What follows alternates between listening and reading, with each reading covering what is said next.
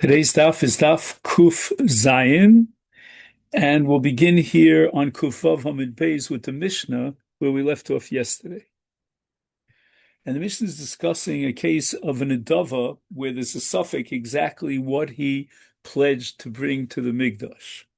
Harei alai eitzim, which means that they're going to bring wood either to burn the fire on the Mizbeach for Haktorah purposes, or perhaps they need wood for other purposes.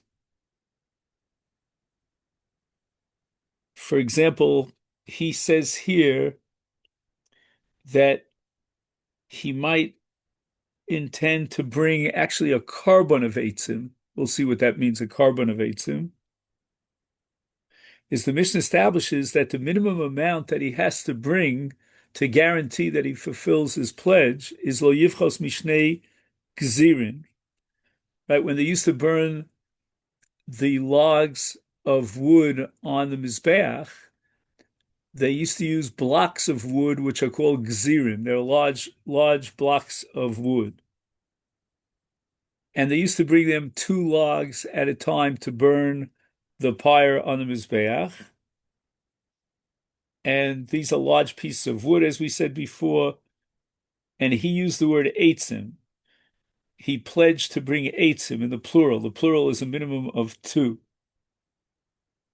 If, on the other hand, he pledged levona, which is something that's brought with a mincha, lo yifchos mikometz.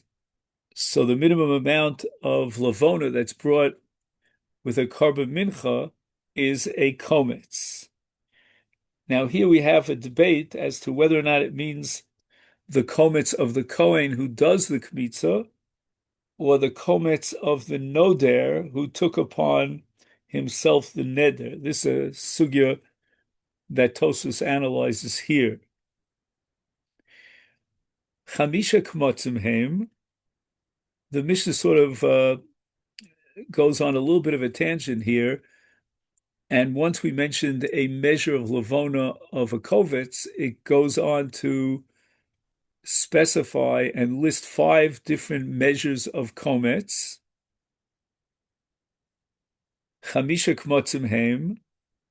Ha'omer olai levona, as we just saw previously in the Mishnah, he pledges to bring a levona. Lo yifchotz mikometz. So that's case number 1, where the measurement is that of a kometz. Then we have case number 2 is hamenadev mincha. So he pledged to donate a carbon mincha. And once again, yavi imo kometz levona. Together with the mincha, he's got to add a levona because there's no mincha without a levona. I mean, yesterday we discussed one exceptional case of a mincha without levona. Now we have a third halacha where the measurement is a kometz, and that's hamala es hakometz bachutz chayav. So we spoke about a chiyuv kares for someone who does the avoda outside of the migdash, and he'll be chayav kares, but only if he is mala bachutz, a minimum amount of a kometz. That's going to be a penalty of kares for doing the avoda that he could have done inside the migdash, but he took it outside the migdash. And in the case of a mincha, if he brought a carbon mincha on his own personal altar that he set up outside the migdash, he's chayiv kares if he offered on that altar, his own private altar, a minimum of a kometz, which is the same amount that he would have had to bring for a kosher mincha inside the migdash. And the last 2 cases of kometz are shnei bezichim to unim shnei kmotzim. So we know that with regard to the lechem haponim require on top of the 2 marachos of 6 and 6 going vertically up and down, they had to put bezichim, which are spoonfuls of levona, 2, 1 on each side, and each bazich had to contain the minimum of a kometz of levona. Next, harei alai zahav. So now we're talking about what's called bedek habayis, which means kedushas damim, when a person pledges to bring a certain value of money to the mikdash. And in this case, he took upon himself gold, but he didn't say how much gold. Now, when it says gold, gold means two things. Number one, it's a metal, a precious metal. Number two, it's a coin. So the Mishnah establishes lo yifchos mi dinar zav. Apparently, his pledge was not on a shtick, what's called a naska of gold, a bar of gold, but rather on a coin, a gold coin. And the Mishnah establishes that the minimum gold coin is worth a dinar. In the case of kesef, once again, he pledged to bring a coin of silver, lo yifchos mi dinar kesef. But just like there's a dinar zav, there's also a dinar kesef. The Gemara is going to analyze this because there are smaller coins that are worth less that are made of kesef. In the case of nechoshes, of copper, lo yifchos mi ma kesef. So the minimum amount of an nechoshes is a ma, and a ma, which is the smallest coin that we have in silver, is equal to 32 prutos of nechoshes. So the pella here in this Mishnah is that he took upon himself to bring a coin of nechoshes. The minimum, the smallest and least valuable coin of nechoshes is called a pruta, and yet he has to give the equivalent of 32 prutos, which is one ma. We have to figure out why that's so. The Gemara is going to analyze that. Now the Mishnah goes on to other cases where pirashti, which means I specified exactly what measure I want to bring, what specific amount, and Eni Odea Masha Pirashti, but I don't recall, maybe he has a little bit of dementia, and he doesn't recall exactly what measure he specified. We ask him to bring, values going up in value from less to more until finally he screams out, I couldn't have possibly afforded that amount. So at that point, we know that he did not have a pledge. So he brings a point where he says, I couldn't conceivably have vowed to bring so much because I don't have that much in my bank account. And that's where it ends. Okay, now we go to the Gemara. Tana Rabbana, we learned in the Brisa. The Brisa starts by darshaning a word carbon. And the Torah says at the beginning of Vayikra v'nefesh ki sakriv carbon min chol Hashem v'lamishim esnadvim eitzim. Now, apparently the word carbon is Iberic. It could have just said v'nefesh ki sakriv mincha. It didn't have to say carbon mincha.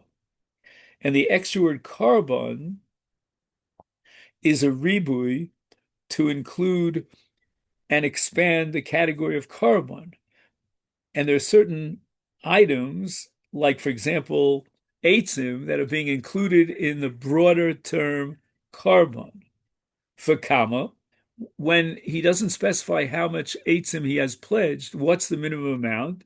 Shnei gzirin, b'cheinu omer, and we bring a kind of an asmachta from a pasuk that says, and this pasuk is in Nehemiah, that discusses the arrangements that are made to supply the needs of the Bayis Sheni when Ezra and Nehemiah came in Aliyah Shniyah to build the second Bayis. And the pasuk says, "Vagorolos hipalnu al karbona eitzim," and the word eitzim is in the plural to indicate that you need shnei eitzim. In this case, 2 blocks of wood. Rebbe Omer, eitzim karbonhem. Rebbe has a different understanding of eitzim. Eitzim, which is derived from the extra ribuy of the word carbon, according to Rebbe, is not just wood that's brought as fire, as logs to keep the pyre on the mizbeach going, but rather it's a carbon unto itself. And therefore, the wood has dinim of a carbon. For example, te'unim melach, right? The Torah says, I'll call carbon echad tosa melach, that you need for every carbon melach, and you got to bring salt. Utunim agosha, and a carbon requires agosha to bring it to the darom myrov of the mizbeach, and that's going to be a requirement according to Rebbe in the case of a person who takes upon himself to bring eitzim, because we interpret his pledge as a carbon eitzim.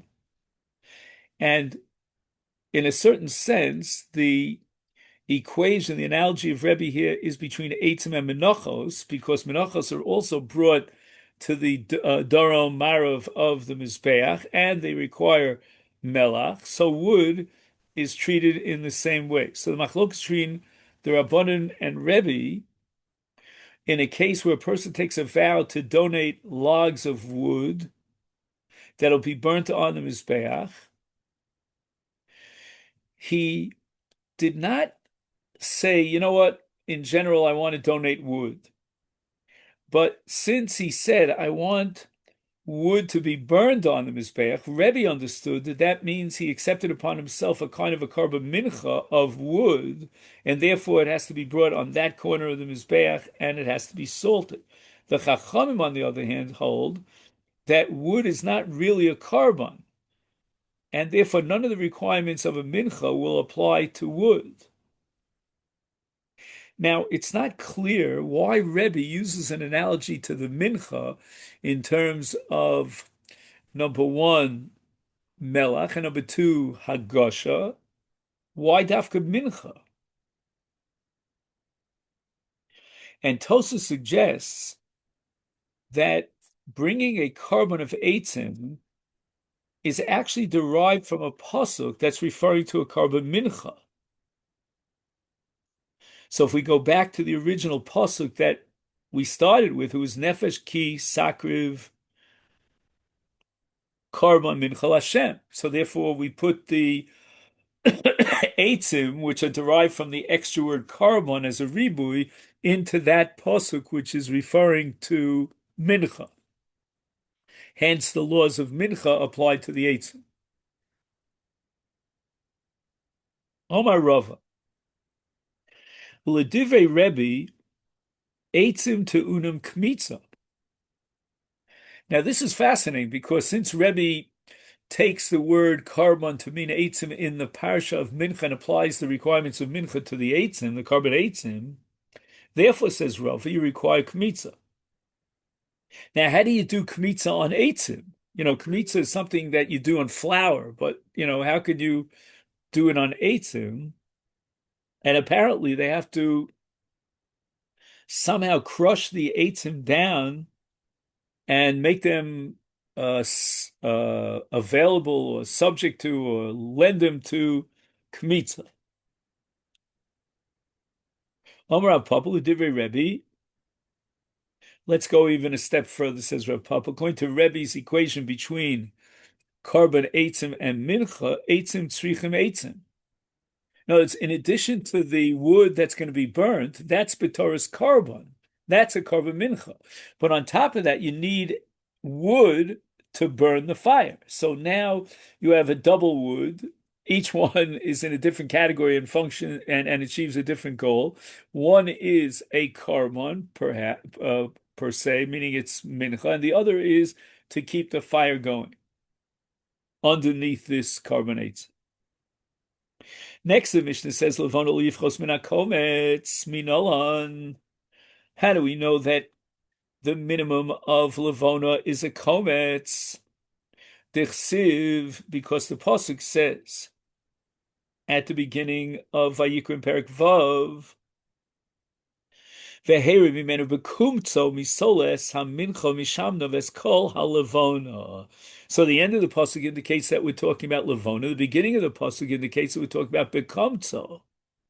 So you need kmitza, makish levona le harama de mincha, right? It says here in the pasuk that we're talking about a mincha, and a mincha requires levona, and just like harama de mincha komets, just like when he takes off from the mincha itself, the flour and the oil combination, he takes off a komets, then af levona nami komets. Tana Rabbana, we learned in the Brisa, hareo laila mizbeach.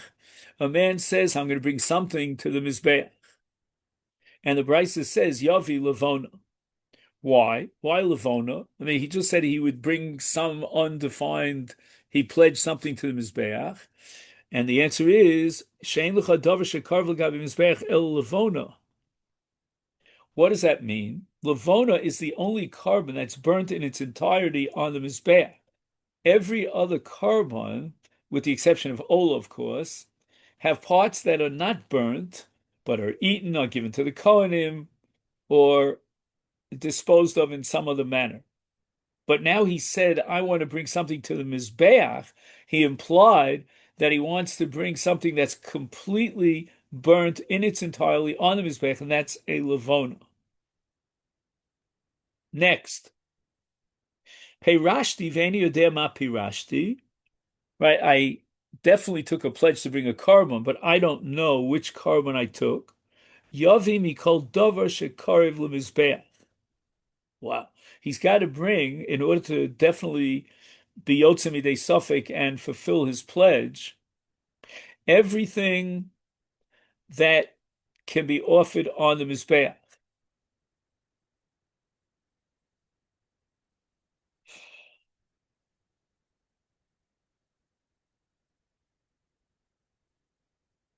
So let's just see, how's that different from Levona in the previous case?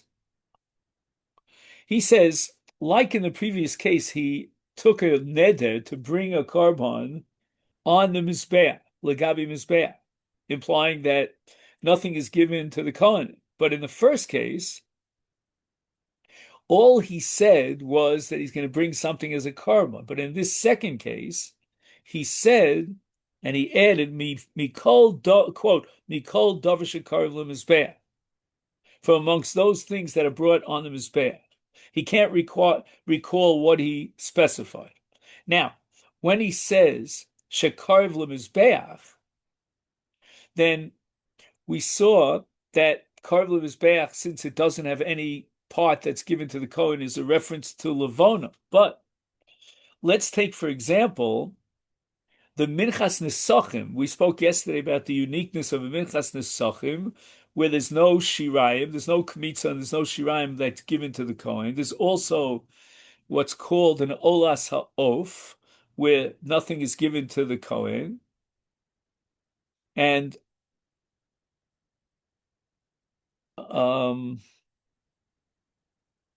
since nothing is given to the Kohen, it could be classified and described as Davar HaKarev LeMizbeach, that is completely, entirely burnt on the Mizbeach. Whereas other karbanos have parts that are not burnt on the Mizbeach.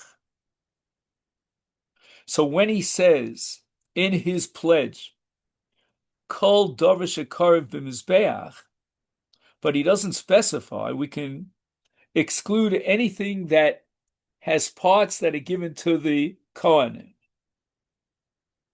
Now again, he didn't specify in his neder a particular carbon.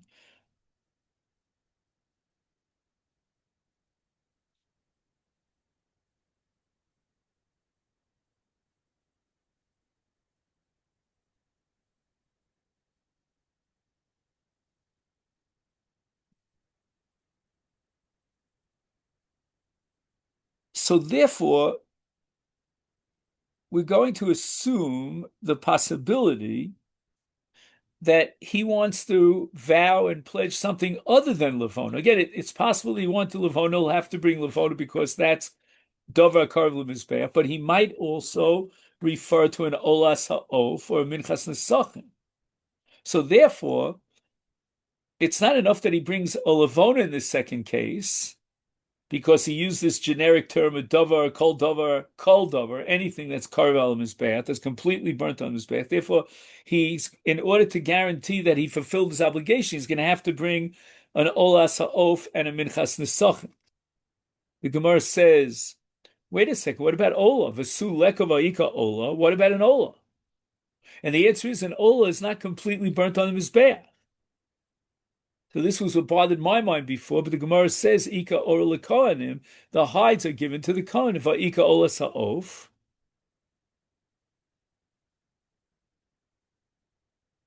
And now the Gemara thinks, like we said before, that an olas ha'of is completely burnt on the Mizbeach, and that would be included in his requirement.